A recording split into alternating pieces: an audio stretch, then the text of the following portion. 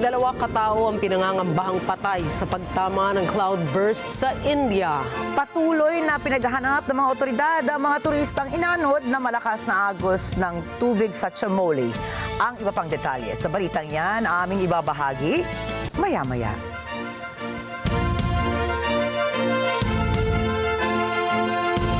Magandang gabi, ako po si Ricky Mathay. Ako si Nina Richie Alagaw Flores. Ito ang Mata ng Agila International. Para naman sa mga headlines ngayong araw ng Biyernes. Mga magsasaka sa Pampanga nakatanggap ng ayuda at titulo ng lupa mula sa gobyerno. Pilipinas at France sanib-puwersa para labanan ng maritime threats at illegal fishing. Thailand at Cambodia may border dispute na naman ba? Opposition to this resolution. Panibagong UN Security Council resolution para sa Gaza ceasefire, vinito ng US. Itself. And it At iPhone 17 launch sa Asia, pinilahan ng mga mamimili.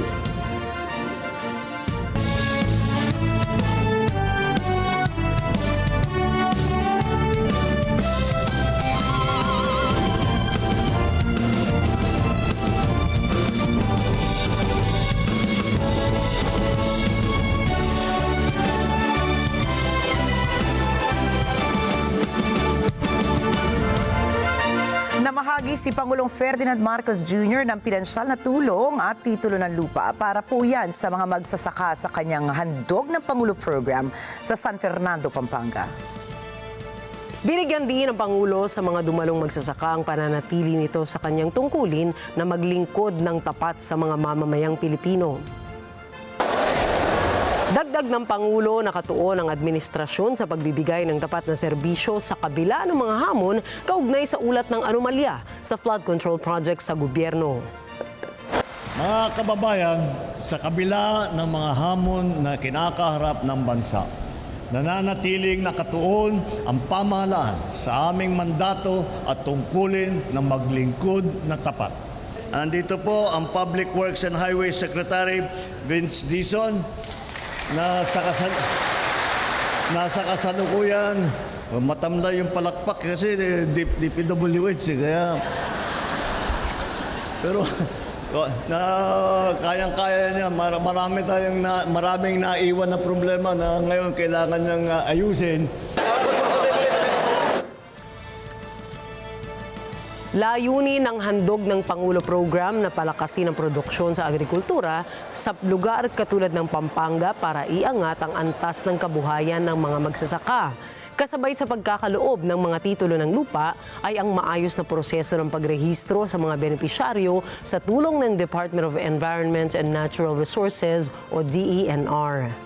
Mga minamahal kong kababayan, ang mga titulo na ito ay pagkikilala sa inyong karapatan na magmamay-ari sa inyong sariling lupa.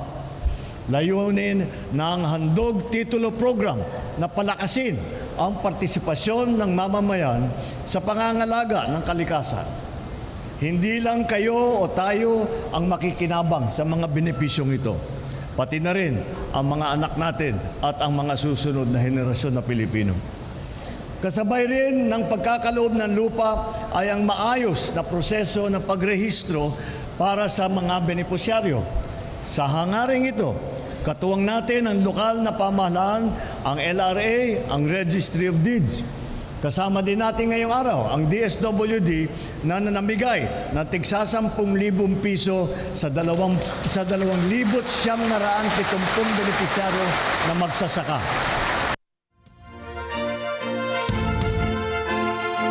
Palalakasin ng Pilipinas at ng France ang kanilang ugnayan upang pigilan ang maritime threats and illegal fishing. Ayon sa Expertise France, isang public technical cooperation agency at subsidiary ng French Development Agency, ang partnership ng dalawang bansa ay bahagi ng Crimario Capacity Building Project. Layunin ng proyektong patatagin ang cross-sectoral, interagency and trans-regional cooperation sa maritime security and safety.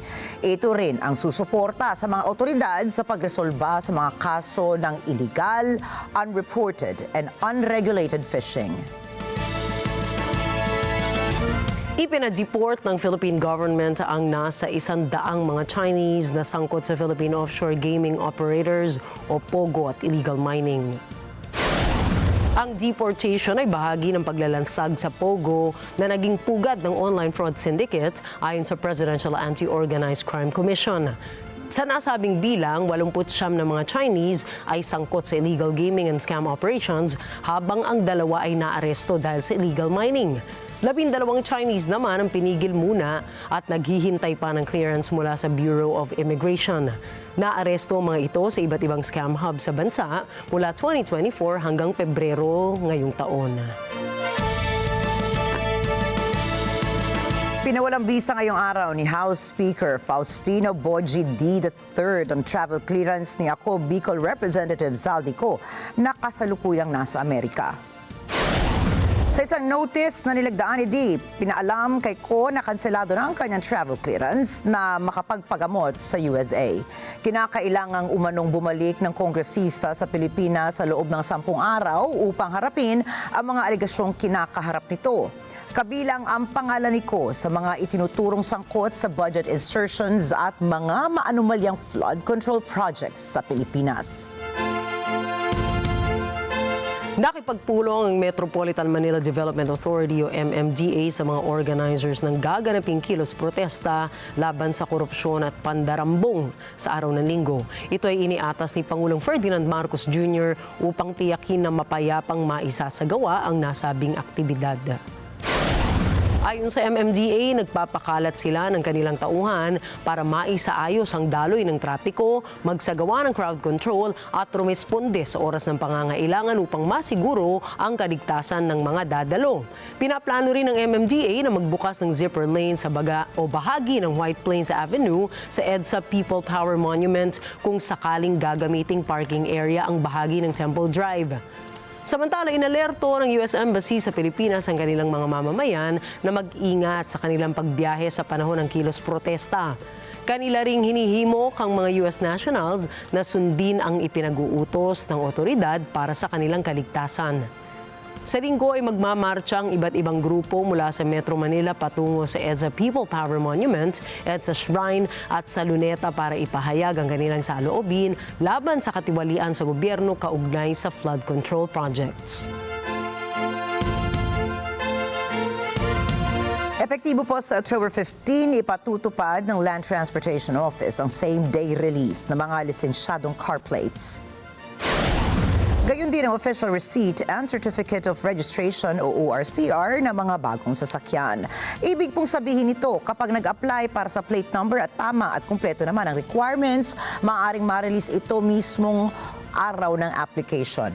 Sinabi ni LTO Chief Vigor Mendoza III, magpapadala sila ng guidelines sa lahat ng LTO district offices na siya namang makikipag-ugnayan sa mga car and motorcycle dealers para sa nasabing panuntunan. Dagdag pa ni Mendoza, ang hakbang ay pagtalima sa direktiba ni Pangulong Ferdinand Marcos Jr. na matiyak na lisensyado ang mga plaka ng sasakyan habang hawak na motorista ang kanilang ORCR. Nagtakda ang Bangko Sentral ng Pilipinas ng bagong regulasyon kaugnay sa limitasyon sa pag-withdraw ng pera araw-araw. Nakasaad dito na hanggang 500,000 pesos na lamang ang pwedeng i-withdraw ng isang depositor kada araw. Saklaw nito ang parehong single at series of transactions na gagawin sa loob ng parehong araw. Hinihikayat din nila ang kanilang mga kliyente na gumamit ng non-cash payment methods kagaya ng cheque at electronic fund transfers. Maaari lamang ma-exempt ang ilang customer kung dadaan sila sa enhanced due diligence process o masusing verifikasyon at mapatutunayan na legal ang pinagmulan ng kanilang pondo. Layunin ng regulasyon na ito na palakasin ang seguridad laban sa iligal na paggamit ng cash, ipakita na mapagkakatiwalaan ang kanilang financial system at patatagin ang sektor laban sa mga panganib. Asahan naman ang panibagong price hike sa oil products sa susunod na linggo. Batay sa 4-day trading sa Mean of Platts, Singapore, tataas sa 70 sentimos ang presyo sa kada litro ng gasolina. 35 sentimos naman ang hike sa kada litro ng diesel, habang 65 sentimos po ang dagdag sa presyo kada litro ng kerosene o gas. Ayon sa Department of Energy, epekto ng tumataas na geopolitical tensions, kabilang na ang US sanctions sa Russian oil at ang drone strikes ng Ukraine sa energy sites ng Russia, ang nakaambang oil price hikes sa susunod na linggo. Binaha ang ilang lugar sa Visayas at Mindanao dahil sa hagupit na lumipas na bagyong Mirasol matapos itong mag-landfall sa Kasiguran, Aurora noong Miyerkules. 3 bahay ang nasira ng mabagsakan ng puno sa Lapu-Lapu City, Cebu, dulot ng walang tigil na mga pag-ulan at paglambot ng lupa. Naiulat din ang pagbaha sa ilang mabababang lugar. Samantala, sumailalim naman sa state of calamity ang buong probinsya sa Maguindanao del Sur matapos lumubog sa baha ang mga lugar dito. Batay sa report ng PDRRMO, libu-libong mga mamamayan ang apektado ng flash floods. Ayon sa ulat ng Pag-asa, mararanasan pa rin ang malalakas na mga pag-ulan sa Visayas at Mindanao dahil sa pinalakas na habagat. Sumampa na po sa tropical storm category si Bagyong Nando. Ayon po yan sa Pag-asa. Sa 5 p.m. updates ng Pag-asa, sinabi ni Weather Specialist Benison Estareja na huling namataan si Bagyong Nando sa layong 905 km silangan ng Central Luzon. Mayroon itong maximum sustained winds na 85 km per hour at gustiness na aabot naman sa 105 km per hour.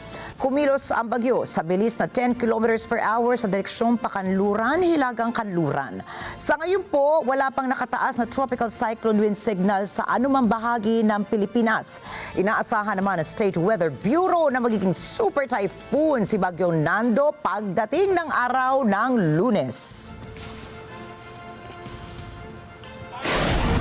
Susunod, Thailand at Cambodia may border dispute na naman ba? Isang drone galing Yemen bumagsak sa Israel.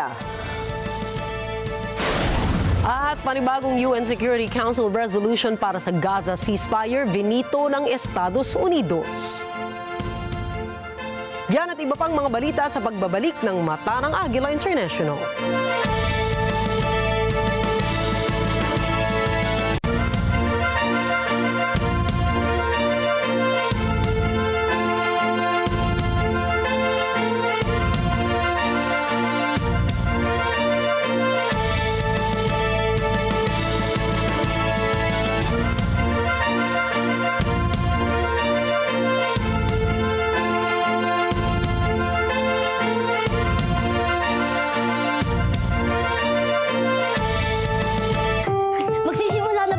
Ang susunod na programa ay rated P. Across continents and through time zones, the story of our world. From the corridors of power to the quiet corners of resistance, we follow the voice of change and the truth. Informed by facts, driven by purpose, bound to no border. This is more than news. Mata ng Agila International. There's so much to learn, kids. Hey, kids! And we're making it extra fun with Art, Mel, PJ, and Joey. Together with Ate DJ. That's it for today! Can you help us, friends? Yes!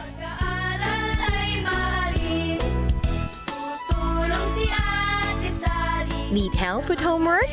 We'll break it down into simple steps so learning feels easy. Sama-sama tayong mag-aral. Sama-sama tayong masayang gumawa ng homework.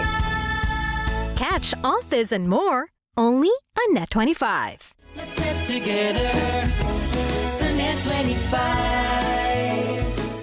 New Era University awaits the future we can build together.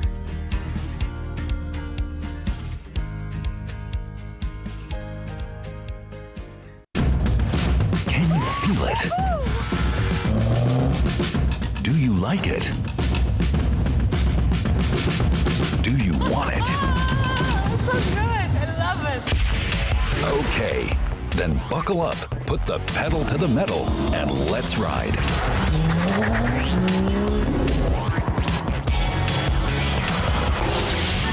Rev.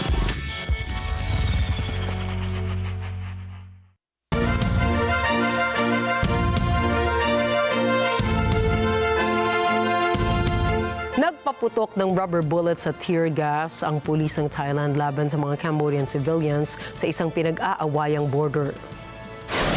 Nasa 23 Cambodians ang sugatan at hindi pa tukoy kung ilang Thai officials naman ang nagtamo rin ng sugat sa naganap na insidente. Matatandaang nagkasundo ang dalawang bansa na magkaroon ng ceasefire matapos ang 5 araw na border conflict noong Hulyo kung saan nasa 43 katao ang naitalang nasawi. Noong nakaraang linggo, natapos po ang makasaysayang Gen Z protest against corruption ng Nepal. Social media ang naging armas ng mga protesters para magising ang mga mamamayan sa masalimuot na lagay ng lipunan ng Kathmandu. Ginamit ng Gen Zs ng Nepal ang Facebook, TikTok, Instagram at X para ilantad ang korupsyon at kawalan ng hanap buhay. Nagumpisa ang tinaguriang Gen Z Revolution sa mga pambabatikos online gamit ang hashtags na Nepo Kids, memes at viral posts na ilantad ng kilusan ang mga gawain ng mga anak ng politiko na umano'y nakikinabang sa kapangyarihan ng kanilang mga magulang. Nauwi ito sa isang nationwide social media ban sa pagtatangkang patahimikin ang mga mamamayan sa pagtuligsa sa gobyerno dahilan upang umusbong naman ang isang kilos-protesta sa pangunguna ng Gen Z. Sa online groups, bumuo sila ng mga communities para sa debate at political education. Dahil sa kawalan ng tiwala sa state media, naging alternatibong boses ang social media doon. Citizens journalism din ang nagsilbing pangunahing source ng mga taga-Nepal gamit ang live streams at mga video. Nag-viral ang mga memes, mga kanta at mga satire na nagbigay sigla naman na ituloy ang kilusan.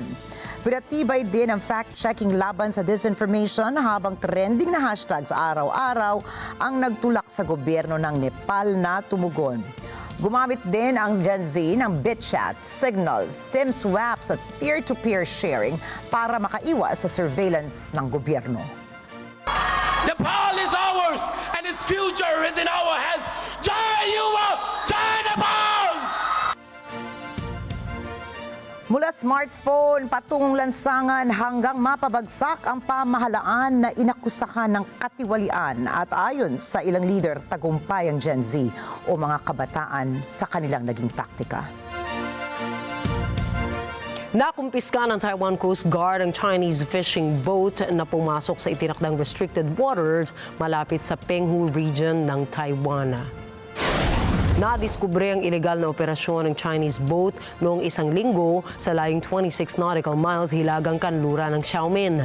Tirangkapang tumakas ng Chinese fishing boat matapos abisuhan ng Taiwanese Coast Guard na sasailalim ito sa inspeksyon. Nadiskubre rin na tinakpan ng pintura ang pangalan ng barko, ngunit ayon sa mga dokumentong nakuha ng otoridad ay rehistrado ito sa isang Chinese company. Naaresto ang 15 mga tripulante kabilang ang isang kapitan na may apelidong Zhuang. Ang insidente iniimbestigahan sa ilalim ng batas na namamahala sa relasyon ng Taiwan at mainland China. Simula nang matapos ang summer fishing moratorium sa China. Pinalakas ng Taiwan ang mga patrol sa karagatan dahil sa pagdami ng mga Chinese fishing vessels sa kanilang waters. Ito ay isa sa mga halimbawa ng lumalalang tensyon sa pagitan ng Taiwan at China na lalo na pagdating sa usapin ng teritoryo. Ipinakilala ng Taiwan ang kauna-unahang missile na gagawin nito kasama ang isang US company, isang malaking hakbang sa lumalawak na defense cooperation sa pagitan ng Taipei at ng Washington. Ang pagsasanib ng dalawang bansa ay sa gitna ng paglaban sa banta ng Chinese military. Catherine Gao para sa report.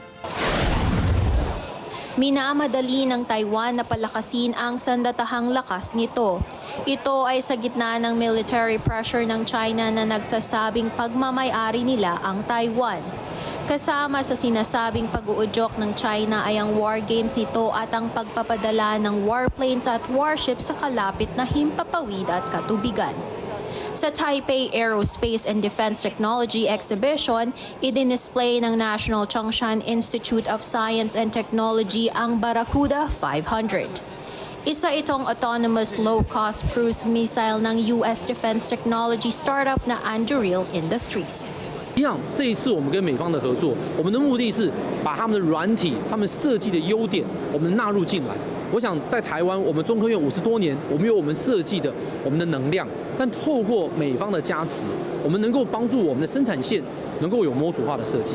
同时，我们未来我们看到俄乌战争，发现大量部署的重要，我们可以把大量部署的设计也能够设计进来。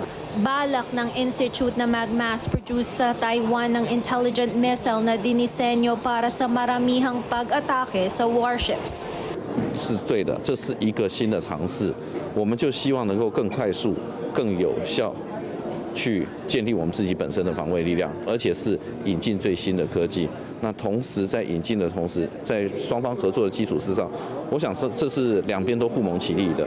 第一个就是我们可以不只是研发的进度加快，第二个失败的风险也会相对降低，因为毕竟是在比较成熟的技术上大家去合作。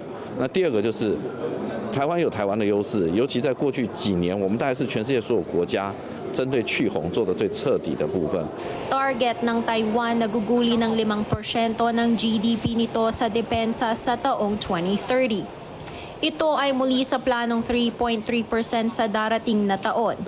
Gusto nito na mas malakas na suporta mula sa iba pang mga bansa bukod sa Estados Unidos. 假如有战事发生，假如被封锁的状况之下，我们不像乌克兰，它还有欧陆可以不断的源源不绝的有后援进来，我们全部的韧性就要建筑在这个岛上。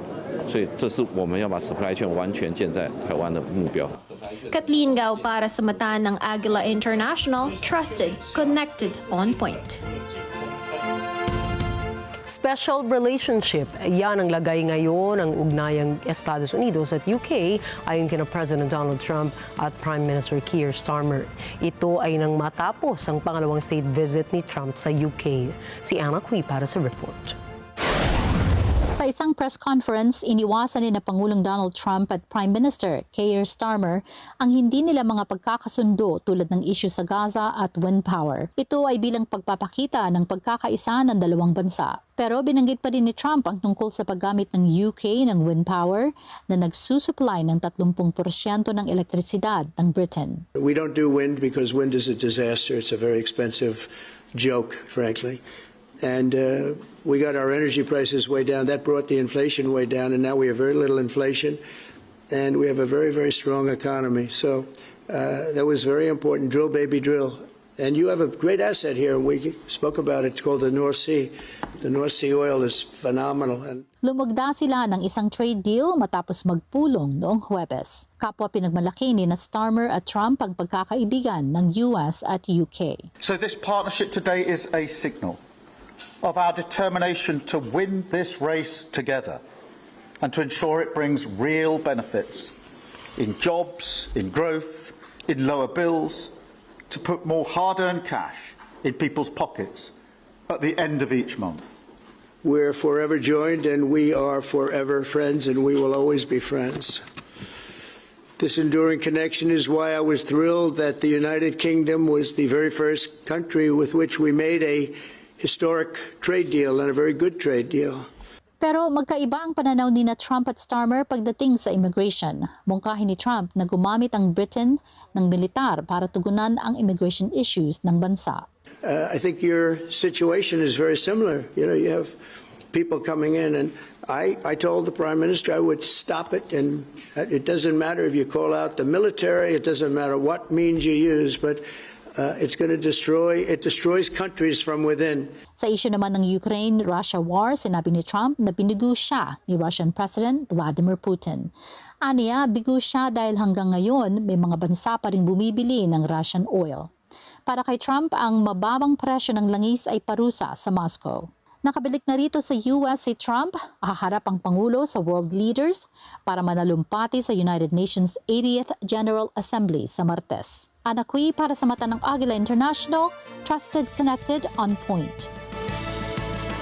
Mga tangke, jets at helicopters, kasama ang mga yan sa pagpapakitang-gilas ng Croatia sa ginanap na combined military exercise gamit ang NATO equipment. Daryling Kunanan para sa karagdagang mga detalye.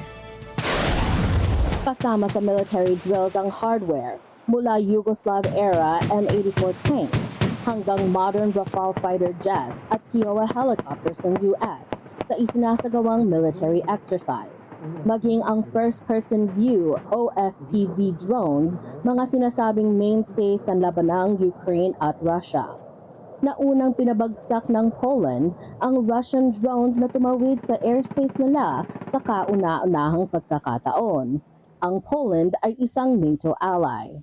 Ayon sa Defense Minister Ivan Anusek, mahalagang manatiling matatag ang NATO sa gitna ng panunuso. Nadamo se da će ovo ostati samo na tih par provokacija koji su izveli Rusi puštajući dronove preko granice NATO članice zemlje, u ovom slučaju Poljske, i da se to neće nastaviti. Ali ono što trebamo svi biti svjesni, situacija je takva da je i NATO spreman odgovoriti na sve njihove izazove i iz tog razloga sve ovo što činimo, ne samo mi ovdje u Hrvatskoj, nego cijela Europa, a cijeli zapadni svijet, rekao bi, je usmjeren prema tome. Moramo biti spremni, moramo biti čvrsti i otporni na provokacije koje se događaju ili eventualno nešto više od provokacija. Pinuno ni Anusek ang isinagawang combined exercise. Apsolutno da je bilo briljantno. Vidjeli ste zajedničku vježbu pomorskih snaga, kopnenih snaga i zračnih snaga. Kao i ove su djelovali su Rafali, sinhronizirano sa našom pješadijom, sa našim oklopom, sa oklopom kojeg vidite ovdje. Djelovali su sinhronizirano barjaktari, djelovali su sinhronizirano FPV dronovi, djelovali su sinhronizirano naravno i naša mornarica na Žirju. Apsolutno savršeno, evo ja kao netko koji imam nešto malo iskustva u vojsci i vojnom stažu, mogu reći da je savršeno sve odrađeno, napravljeno. Daryling Kunanan para sa mata ng Agila International. Trusted, connected, on point. Bumagsak ang isang drone sa Eilat, Israel galing sa puwersa ng Houthi sa Yemen. Kinumpirma ng Israeli police na nagdulot ito ng pinsala sa ari-arian, ngunit walang naiulat na nasawi o kaya'y nasugatan. Matatanda ang paulit-ulit ng nagpapakawala ng missiles at drones ang grupong Houthi bilang suporta umano sa mga Palestino sa Gaza. Karamihan dito ay na-intercept ng Israel o bumagsak bago maabot ang target. Gumanti naman ang Israel laban sa Houthi. Naglunsad muli ang Israel ng mga airstrikes laban sa Hezbollah sa Timog Lebanon upang pigilan umano ang muling pagbuo ng militanteng grupo sa nasabing rehiyon. Naganap ang mga pagsabog sa mga bayan ng Dibene at Kfar Ternit matapos ang serye ng pagsabog na nakita mula sa Marajay noon. Mabilis na rumisponde ang mga ambulansya at mga bumbero. Nanumpa ang mga residenteng hindi sila susuko sa gitna ng panibagong pag-atake. لن يرهب أهلنا ولن نرهبهم في هذه التهديدات. الآن قصف وبعد ربع ساعة ستعود الناس إلى منازلها وتلملم جراحها وتلملم مكان سكنها وتعود إلى بيوتها بعز ونصر وكرامة. Kinumpirma ng Israel Defense Forces o IDF na nagsagawa ito ng mga pag-atake laban sa military infrastructure ng Hezbollah bilang tugon sa umano'y iligal na pagtatangka ng grupong muling palakasin ang kanilang operasyon. Anila, pinayuhan din ng Israel ang mga residente ng 5 nayo na lumikas bago ang nasabing mga pag-atake.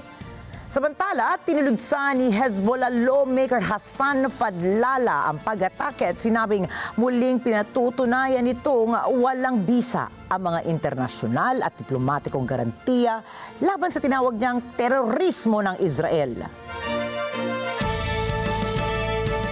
Kinumpirma ng mga doktor na may early stage skin cancer si former Brazilian President Jair Bolsonaro. Sa ulat ng mga manggagamot, natukoy na may squamous cell carcinoma, isang uri ng cancer matapos tanggalin ang skin lesions mula sa katawan ni Bolsonaro. Bukod sa skin cancer, nakaranas din si Bolsonaro ng pagsusuka, pagkahilo, low blood pressure at pre-syncope. Sinabi naman ng anak nito na si Senator Flavio Bolsonaro na magiging maayos din ang kalagayan ng kanyang ama. Patuloy namang inoobserbahan ang kalagayan ng dating presidente ng Brazil. Nagtipon ang mga demonstrador sa isang kalye sa Franklin Park, Chicago. Ang protesta ay laban sa pagpatay sa isang lalaki ng ICE agents nang pahintuin ito sa trapiko.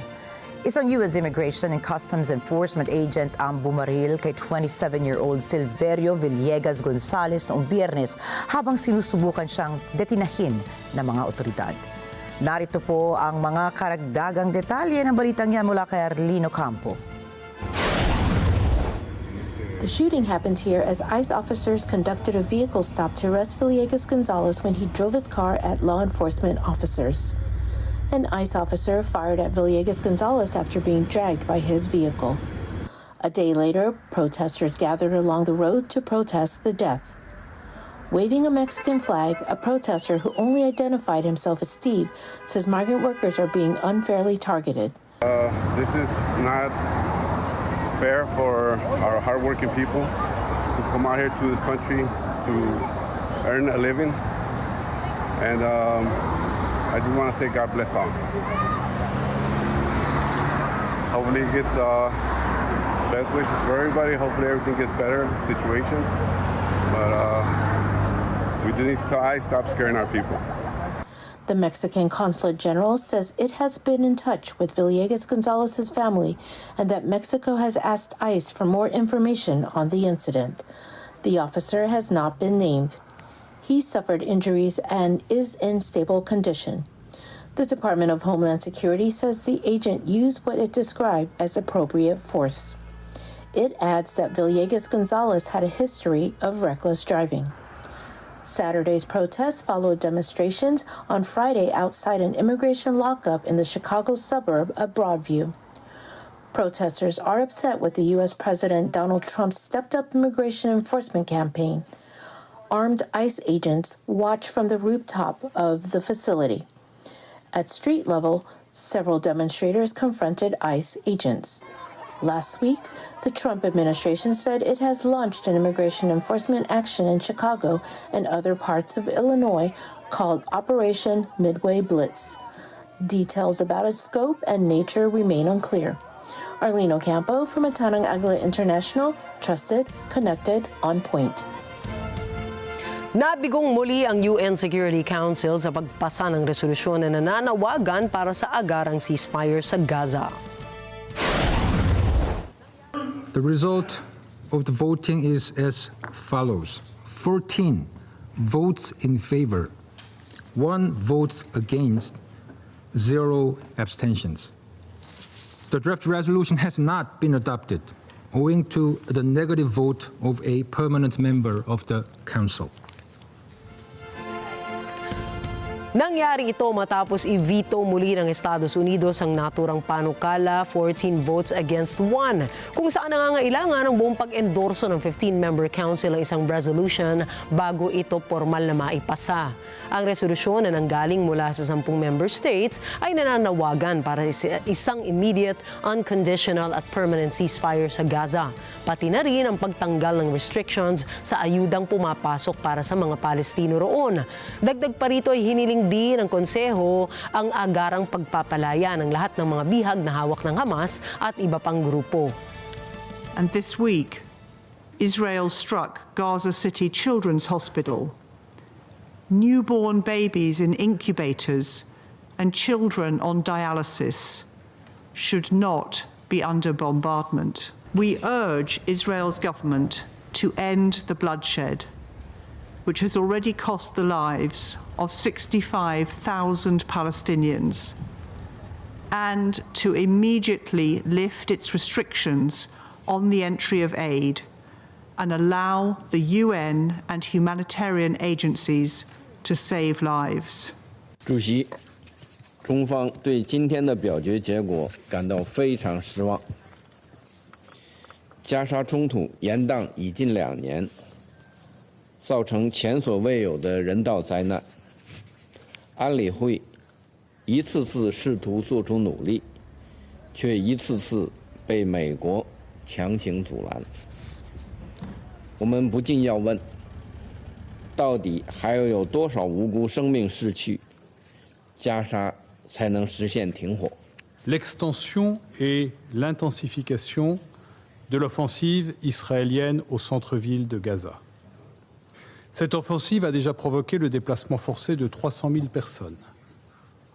Elle induit une aggravation du contexte humanitaire et sanitaire, déjà marqué par la famine et l'absence d'accès aux biens de première nécessité et aux soins d'urgence.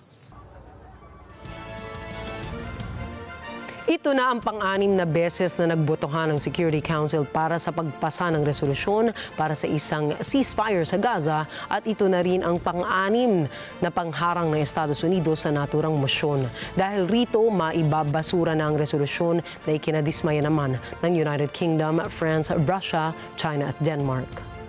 U.S. opposition to this resolution will come as no surprise.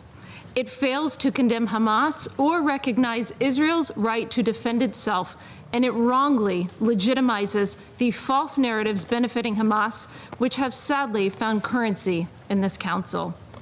Council members ignored when the United States made clear that this resolution was unacceptable. The council instead adopted for performative action designed to draw a veto that extends Hamas terrorists and those who fund them and support them and gives them a lifeline. So, the United States rejects this unacceptable resolution. It remains. Susunod, Central Papua Province ng Indonesia niyanig ng 6.1 na lindol. iPhone 17 launch sa Asia, pinilahan ng mga mamimili. At late-night show hosts at TV personalities umalma sa pagsuspinde ng Jimmy Kimmel Live. Mga detalye po ng mga balita niyan at iba pang mga balita sa pagbabalik pa rin ng Mata ng Agila International.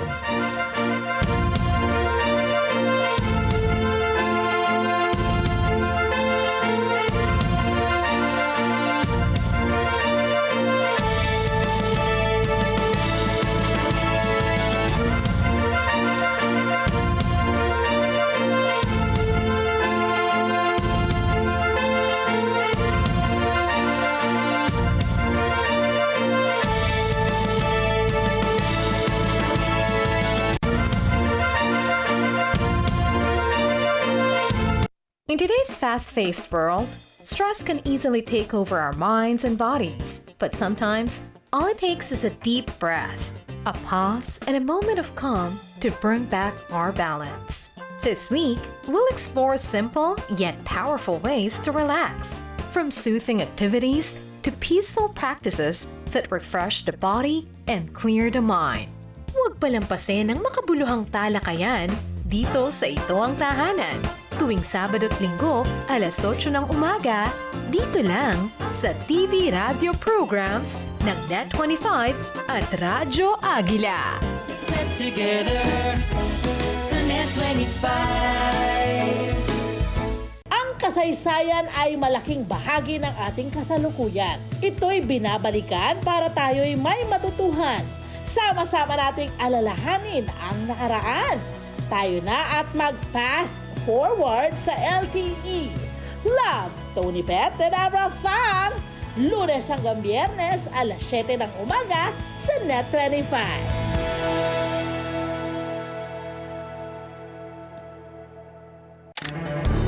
A vibrant showcase of Filipino ingenuity and innovation has landed the Malikhaing Pinoy Expo 2025, spotlighting our nation's creatives across visual arts, digital media, fashion, performing arts, and more. This expo is our way to showcase the archipelagic Filipino creativity. We have so many artists ngayon. We're trying to build the Filipino look. We want to showcase how their creative skills and talents can be translated into business opportunities. It really proves na tayo mga Filipino ay talagang malikhain. Open for business with Cesar Vallejos, Sunday, 9 p.m. Sa NET25.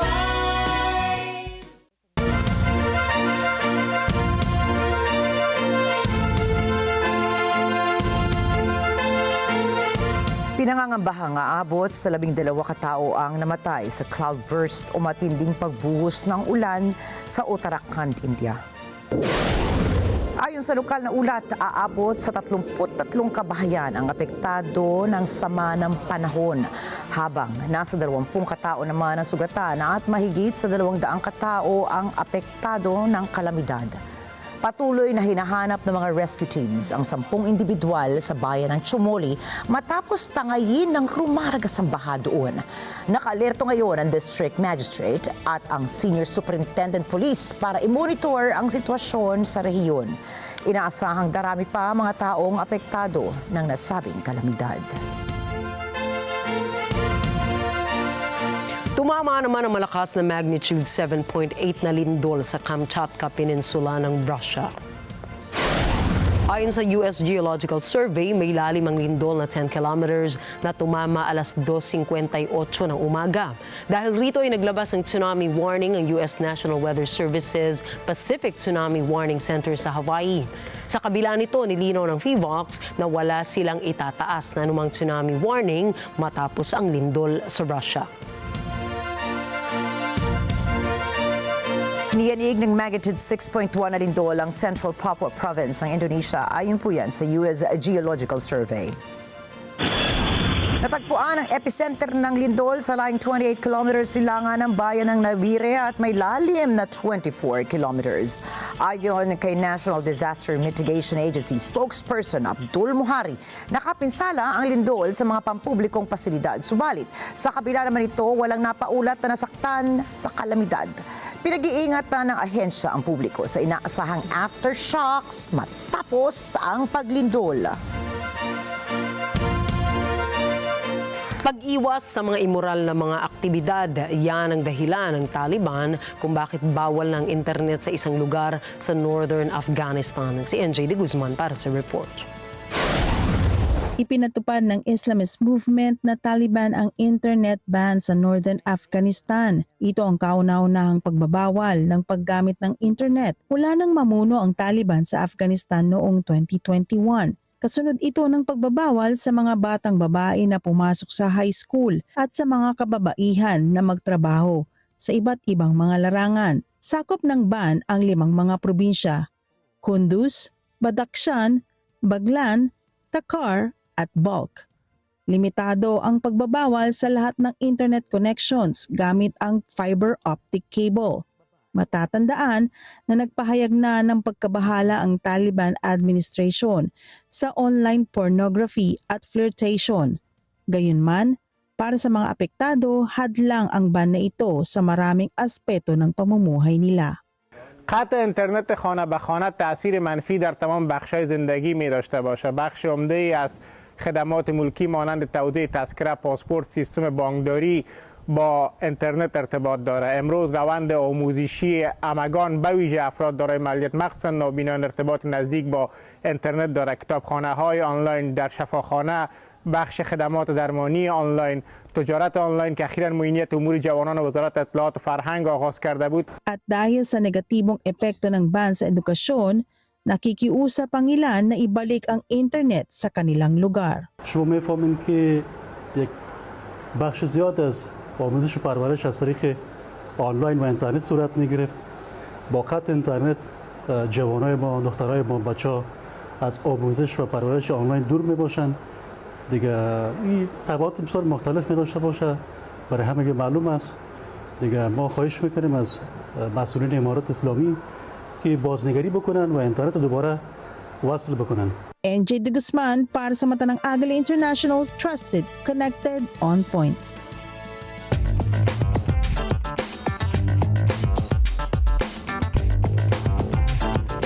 Itinalaga ng Christian Louboutin bilang kanilang kauna-unahang men's creative director ang 27-year-old American actor at rapper na si Jaden Smith.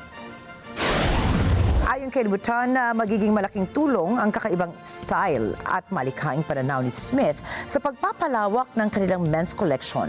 Ikinagalak naman ito ni Smith at sinabi na handa siyang tumulong sa pagpapatuloy ng legacy ng kumpanya gamit ang kanyang sariling pananaw. Si Smith ang mamamahala sa pagbuo ng 4 na men's collection kada taon. Kasama dyan ang shoes, leather goods at accessories. 6 na taon nang magkaibigan si Jaden Smith at Christian Louboutin na naging daan upang maibahagi nila sa isa't isa ang kanilang artistic visions. Ilulunsad ni Smith ang kanyang unang koleksyon sa Men's Fashion Week sa Paris sa January 2026.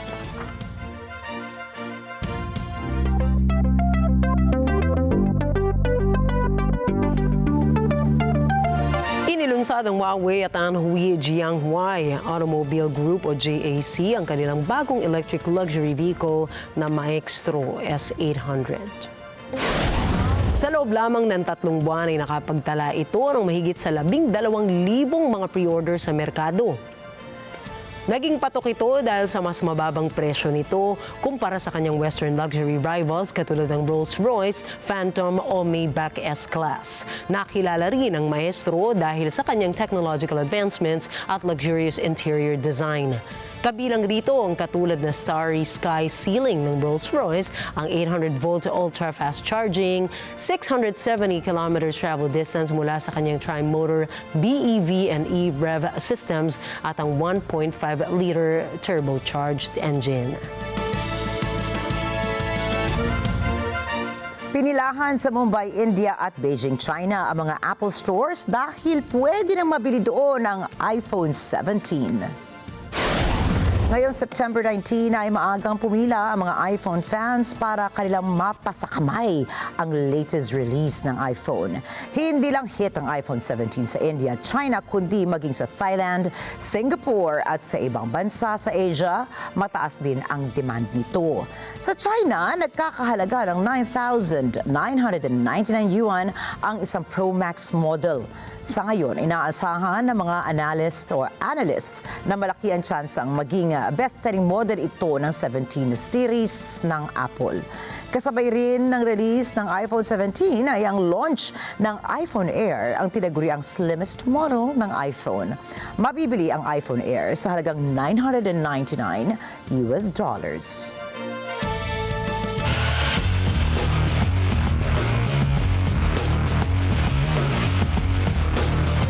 Nakausapang pila, pinipilahan naman ng soccer players ang isang kakaibang olive oil mula sa Cyprus. Ang maanghang at nakakapasong likido ay bahagi ng isang performance revolution, bunga ng maliit na halamang ito sa Cyprus. Mula rito, nakukuha ang unang ani ng olive oil na siksik ng polyphenols na lumalaban sa inflammation o pamamaga. Si John Malari para sa balita.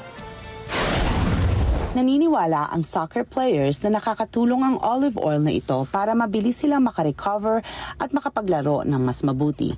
Nagsanib-puwersa sina olive oil producer Nick Shizas at soil engineer Nicholas Netian para simulan ang small business na ito na nagbebenta ng oil capsules gamit ang Olympian brand. Si Shizas ay dating FIFA license agent na kumakatawan sa soccer players mula sa iba't ibang panig ng mundo. Ayon kay Shizas, wala namang bago sa produktong ito. There's a tradition in the Mediterranean, especially in Greece and Cyprus, of doing some olive oil really early in the season when the olives are still green, like we do. And this oil was kept at home to be used as a medicine. So what we're doing is we're taking this traditional ancient knowledge with thousands of years of empirical evidence and we bring the science to it. So wala pang scientific proof na nakakatulong ang olive oil sa endurance at recovery ng mga manlalaro. Pero sa taong ito, nakatakdang maglunsad ng clinical studies and researchers mula sa 2 Cypriot universities. Bago pa sinimulan ang kumpanya, binibigyan na ni Shizas ng olive oil ang mga manlalaro. In the past, I was a FIFA licensed agent, and when this came across, I thought I'd give it to some of the players that I was working with, and they were coming back feeling much more energy. They were recovering quicker between their games, between their training, and without even me sort of pushing them, they were coming back and asking for more.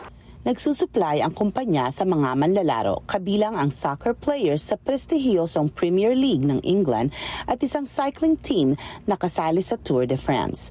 Jonna Malari para sa mata ng Agila International, trusted, connected, on point. Balik Pinas naman, nag-perform ang mga international artists sa isang exclusive birthday party ni Pangulong Ferdinand Bongbong Marcos na nagdiwang ng kanyang ika-68 kaarawan kasama ng ilang piling panauhin. Naimbitahan upang kumanta ang international stars katulad nina Nicole Scherzinger ng Pussycat Dolls at ang R&B icon sa Boyz II Men para aliwin ang high-profile crowd. Spotted sa VIP list ang mga bilyonaryo at mga politiko kabilang na sina Ramon Ang at si former House Speaker Martin Romualdez. Nagmistulang private concert ang nasabing pagdiriwang. Ayon sa mga insiders, sinubukan pang kunin ang banda na Tears for Fears para sa show ngunit hindi natuloy. Gayunpaman, natiling engrande at star-studded ang okasyon.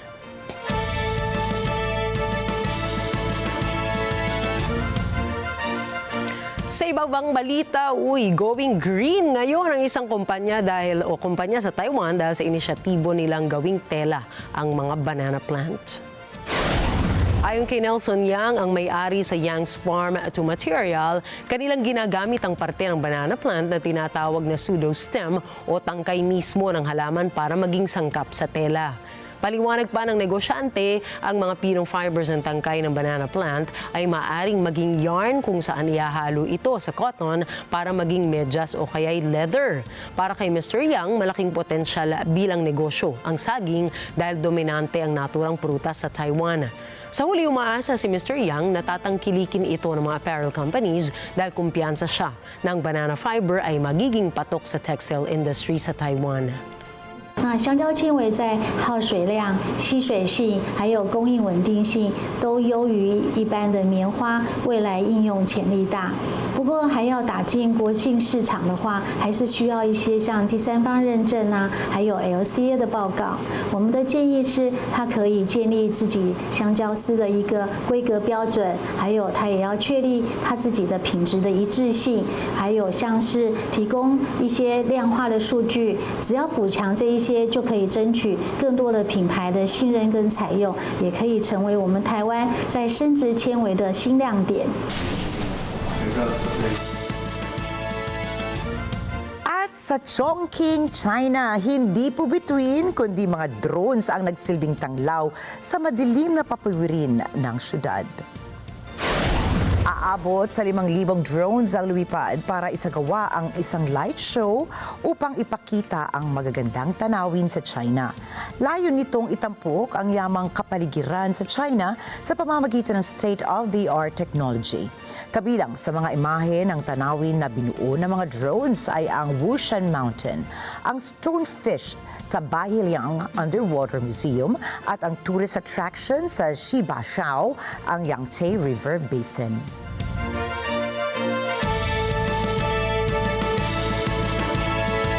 Binuksan sa publiko ang exhibit ng mga alahas, damit at sapatos ni Marie Antoinette sa London VA Museum. Tinawag ang exhibit bilang Marie Antoinette Style, ang unang exhibition na nakalaan para sa Austrian royal family na ikinasal kay French King Louis XVI. Kabilang sa mga nakadisplay sa exhibit ang higit sa 200 mga gamit na pagmamay-ari ni Marie Antoinette. There are the obvious influences that you can pick out. So when you're looking at these amazing Dior, Chanel gowns, for instance, in the contemporary section, you can see very clearly that the influence of the Rebelle Polonaise, that sort of pink sugary, sort of sugared almond, la durée macaron kind of palette. But then also these kind of ripples through sort of performance as well. I mean, we bring, for instance, Grace Kelly's gown, which is designed by Edith Head, which she modeled on Marie Antoinette, which is a much more sort of subtle kind of influence, for instance. So I think what's incredible is that her influence has been so continuous. It's really almost been non-stop, although there are these peaks and troughs. It's continued, really ever since her death and continues now. Si Marie Antoinette ay naging kilala dahil sa kanyang taste sa fashion kung saan mahilig siya sa mga magagarbo o luxurious na mga gamit.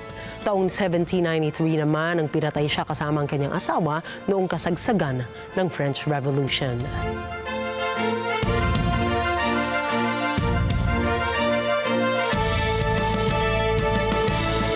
Ang gaganda. Alam ba, gusto ko talaga yung Stanley Mary Antoinette. Sakto. Sasabihin ko pa lang, naku, sure ako relate ka dyan, Nikki. Kasi di ba yung mga, yung mga magagarbo niyang pieces, I'm sure ang dami. Parang sikip siguro, no? Ayun lang. Di ba? Kasi ngayong panahon natin, medyo minimalist na ang ano. Noon parang yung isang set, parang isang buong kwarto puno. Saka yung underwear dati, pantalon pa, di ba? Pantalons Diba? parang nga yung tawag, ang daming layers. Ang daming layers. At diba? saka siguro malamig naman sa kanila kasi. Kahit na. Dito sa atin, ikaw kung ba isuot kung mo malamig, okay sa'yo yung mga 5 patong na gano'n bago ka. Hindi natin alam. Sorry, malilate ako kasi mga 10 ipagpapatong-patong ko, di ba? Baka naman super lamig. Gusto kong isipin na ganyan. Pwede mo yung kasabayan naman sa Pilipinas, hindi naman ganun kakapal. Oo, di ba? Totoo. Kaya nga, parang siguro mahilig lang talaga sila sa mga samot-saring kung ano nung pati buhok nila, di ba? Hindi siya simpleng magandang ganyan, kundi may mga ano talaga, nakakwaf. Mga wig. Oo, Tsaka may mga wig. Diba? Mainit mag-wig ha. Nasubukan ako mag-wig ng isang costume party. Diba? Tumatagak yung anit ko. Tsaka, di ba yung mga ganyang mga panahon, mga kung anong era, di ba? Para pakiramdam mo yung mga komunidad na nabubuo dun sa mga coif nila. Komunidad talaga. Yeah. Kasi I doubt naman kung sa araw-araw, naililigo nila yun. At saka may mga historical accounts na bihira dumaligo dati ang mga royalty. Kaya nga, talagang pinapaliguan lang nila ng pabango. Isipin mo naman yun, Ricky. Maswerte na kung may pabango. Dito sa Pilipinas, di po uso yun. Ang uso sa atin dati ay maligo sa sapa, sa ilog, maging fresh, di ba? Sorry, mababango tayo. You know what? There was a statistics that came out. Ang Pilipinas po ay second or on the top 5, second or third sa mga bansang mahilig maligo, most maligo sa isang araw. Mahirap man tayo, yan ang maipagmamalaki talaga natin, mababango ang mga Pinoy.